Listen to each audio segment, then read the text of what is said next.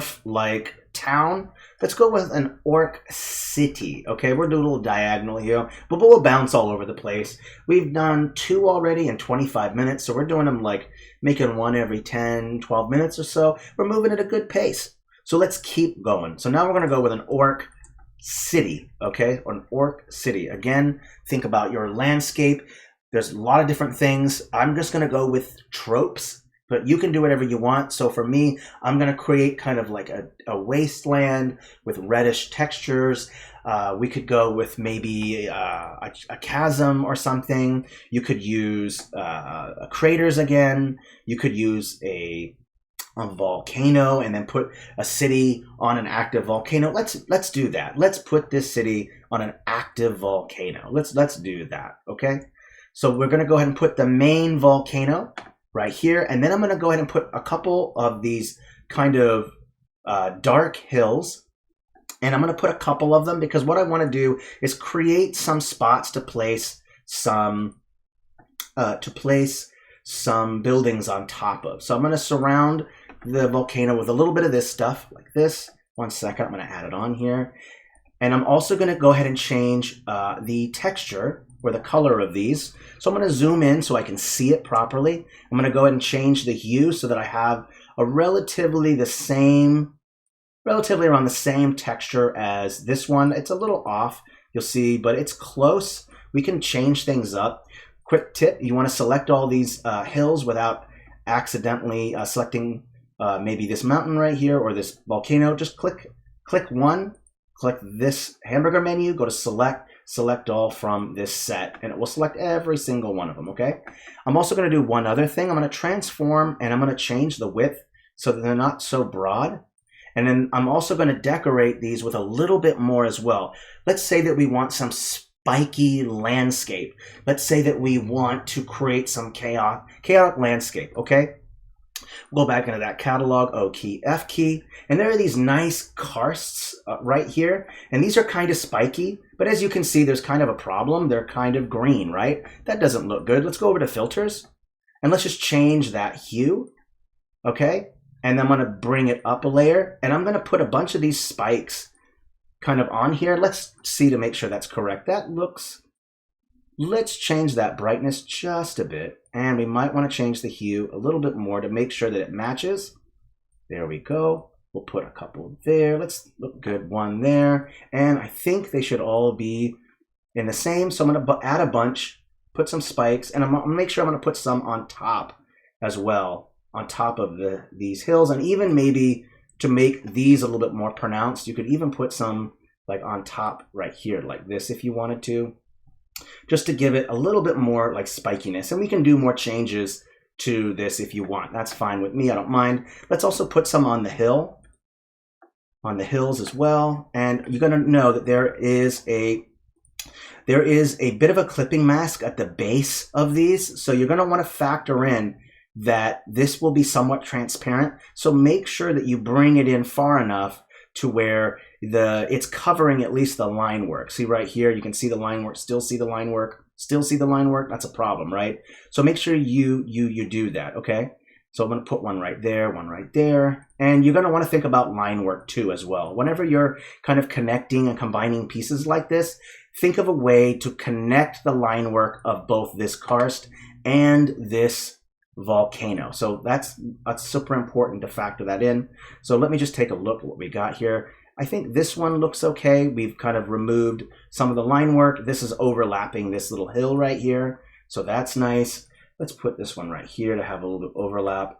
And now we can decide what we want to put down for structure. So this is a city, so we're going to add a little bit more than just your average couple buildings, right? We want to maybe add in quite a bit. So let's go over to our orc stamps, and we're not using these flat facing ones. We're going to use these isometric looking ones. So let's first make our central structure. That means like the main tent in which maybe a tribal leader or a tribal council or just a council makes decisions for a tribe or a clan or a dynasty or whatever it might be. It's up to you to decide how you want your orc culture to be. So we'll pick a kind of a larger one and we'll place it down. Now there are a couple options here. We could say that that we could put it on top of the volcano, and that might be odd. You'd say, well, why then would you do that? Because this place would catch on fire. Well, you could say that there's shamanic magic. You could say that the orcs are actually made of lava. They're a subspecies. There's all these different options that you can kind of go with and be creative, right? It's okay to, or orc matriarchy.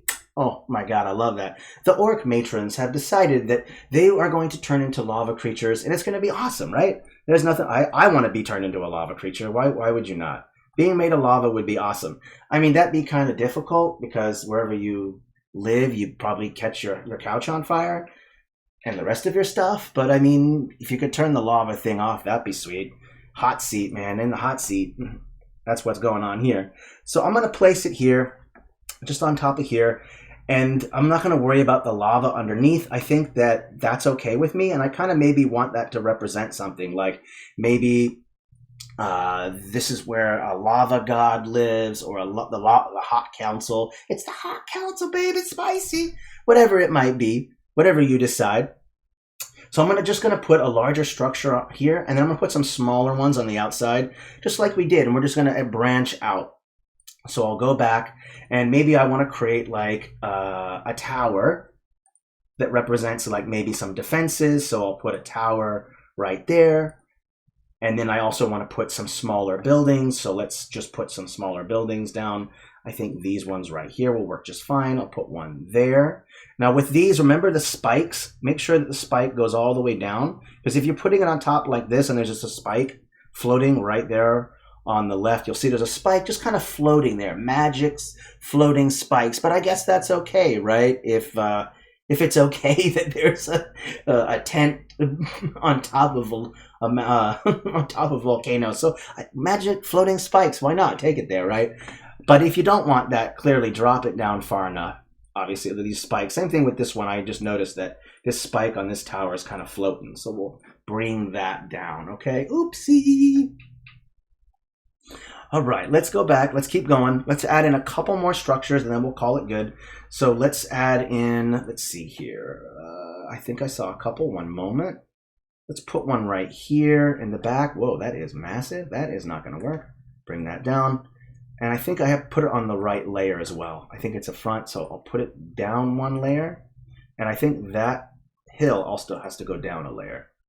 Let's bring it down. There we go. So you can see a tent in the background there. And we'll add one more right here. And I'll put a structure on top of that. So I'll bring that down one layer. And I'll go ahead and select another tent of some kind. Maybe this nice orange one.